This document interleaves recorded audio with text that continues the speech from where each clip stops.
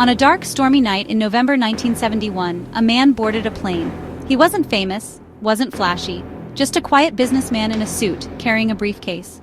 4 hours later, he had $200,000 in cash, 4 parachutes, and a plan. And then, he simply vanished.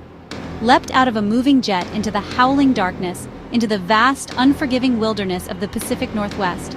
Not a trace, not a whisper. He committed the only unsolved, unpunished skyjacking in American history. And for over 50 years, the question has haunted a nation. Who was D.B. Cooper? And how did he pull off the perfect disappearance?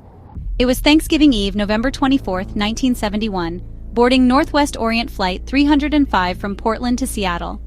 Among the passengers was a man who purchased his ticket as Dan Cooper. He was nondescript, early 40s, dark suit, white shirt, black tie, calm, polite. He settled into seat 18C, ordered a bourbon and soda, and lit a cigarette. As the Boeing 727, a sleek 3-engine jet, ascended, Cooper handed a note to flight attendant Florence Schaffner. She, thinking it was a lonely businessman's number, tucked it away. "Miss, you'd better look at that note. I have a bomb." The words changed everything. He opened his briefcase, revealing bundles of red sticks, wires. "I want $200,000 in unmarked American currency, $10 and $20 denominations, and 4 parachutes, 2 main and 2 reserve." His voice was quiet even, his demands precise. This wasn't a desperate act. This was a calculated plan. Word spread quickly through the airline and to the FBI. The plane circled above Seattle, burning fuel as a frantic scramble ensued on the ground.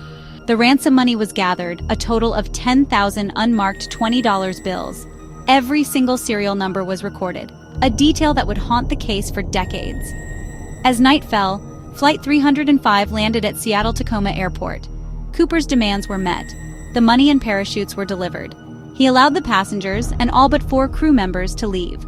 Florence Schaffner and the remaining crew watched, terrified, as the ordinary businessman meticulously inspected the money and parachutes. He strapped 1 parachute on. The other 3 were, for what? Another accomplice? A distraction? The answers would only lead to more questions. Now, the truly chilling part of the plan. Cooper ordered the pilots to take off again, setting a specific course for Reno, Nevada. He demanded the plane fly below 10,000 feet, with the landing gear down, the flaps at 15 degrees, and a speed of just 100 knots. A bizarre, low-speed crawl through a raging Pacific Northwest storm. At approximately 8:13 p.m., somewhere over the treacherous wooded terrain between Seattle and Portland, Cooper sent the flight attendant to the cockpit.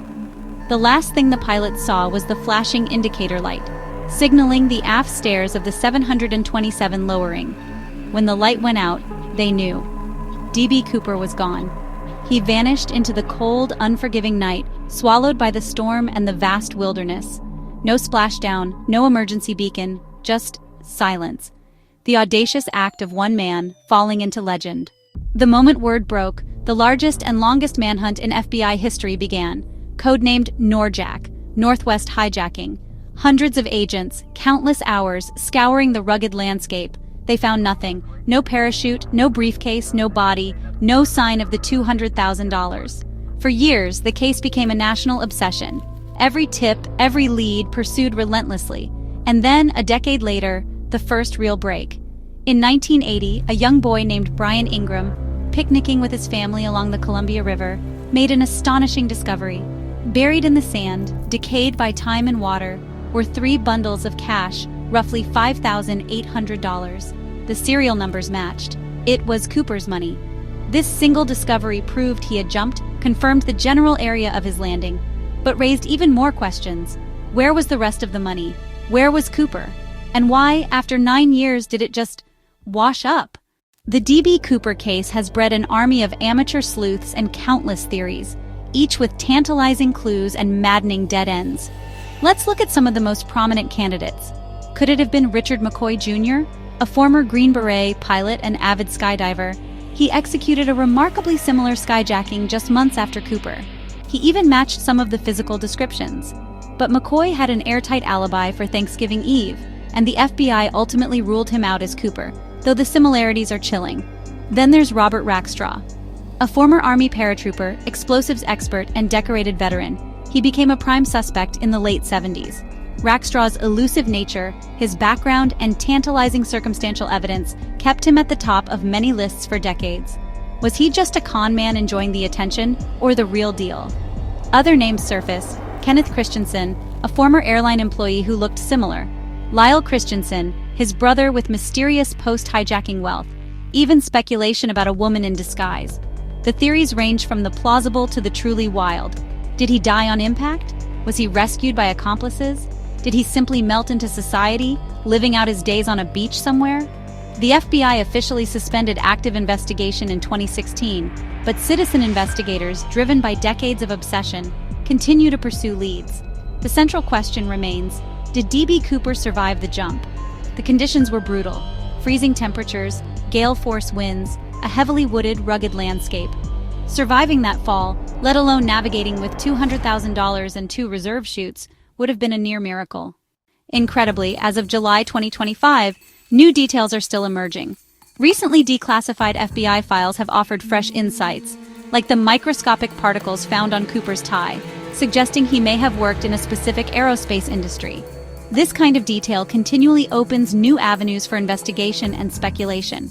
Even discoveries like the parachute rigging found recently, as reported in April 2025, keep the story alive, drawing new generations into the mystery. The D.B. Cooper case isn't just an unsolved crime, it's a testament to the enduring power of an enigma, a bold act of defiance that captured the world's imagination and left behind a puzzle that defies time. He remains a phantom in the annals of crime history, a man who bought a ticket, boarded a plane, demanded a fortune, and then, with a single leap, became immortal. The only question left: where is he now? What do you think happened to D.B. Cooper? Did he survive? Was he one of the suspects we discussed? Or is the truth still out there, buried somewhere in the vast, silent wilderness? Share your theories in the comments below. We'd love to hear them. If the legend of D.B. Cooper captivated you, make sure to like this video, subscribe to our channel for more deep dives into history's greatest unsolved mysteries, and hit that notification bell so you don't miss our next adventure. Until then, stay curious. The truth is often stranger than fiction.